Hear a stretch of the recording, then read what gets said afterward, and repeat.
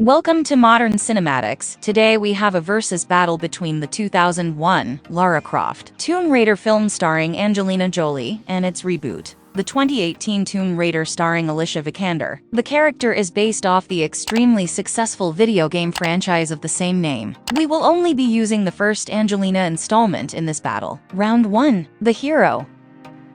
Angelina's character is strong from the get-go. There is no room for growth. You are never of the opinion that she faces any real danger as she is too overpowered. She is able to confidently stomp any and all characters. The audience can't really get behind her due to her power level. It is similar to Alice from the Resident Evil movie franchise. Early on, we see that Alicia's character is strong and able to go toe-to-toe with her competition. We see her physical ability in her opening scene while sparring in the ring. She loses against her opponent, but shows promise. She later shows the audience her quick-thinking ability when evading pursuers in a race. We also get the impression that she has a lot to learn, but the potential is evident, allowing for growth in both physical and mental ability throughout the film. Due to Angelina's character being overpowered, she takes this round.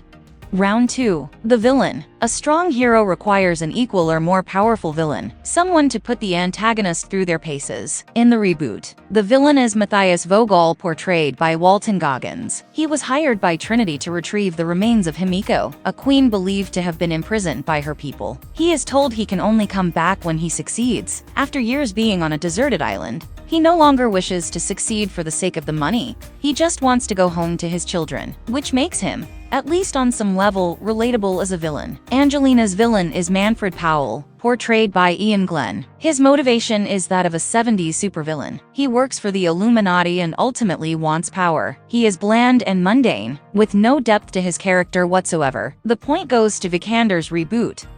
Round 3. Story. The story should be interesting and engaging. Vikander's character is in search of her father, who disappeared years prior. Her search leads her to also go after Himiko's tomb. Once they all meet up at the tomb, they soon realize not all was as they were led to believe. Jolie's installment has an all too well-known story. The villains, the Illuminati, wants an object in order to obtain power. This redone plot is tired and overused and doesn't need any further mention. This round goes to the reboot.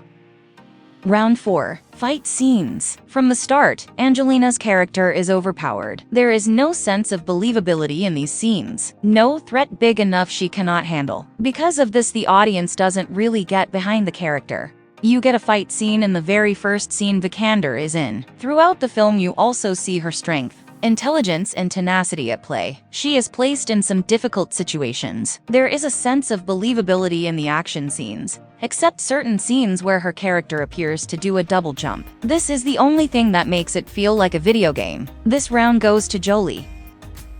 Round 5. The Final Battle. Jolie could have left without having a final battle, but stays after Powell mentions her father. He also shows no sign of being injured minutes prior. The fight sequence is boring and uninteresting. The reboot's final battle is more fun, exciting, and you get behind her character much more than Jolie's. There are some fun and well-shot moments in the final battle. This round goes to the reboot, making the winner Alicia Vikander's Tomb Raider reboot. Let us know in the comments section if you agree or disagree with us.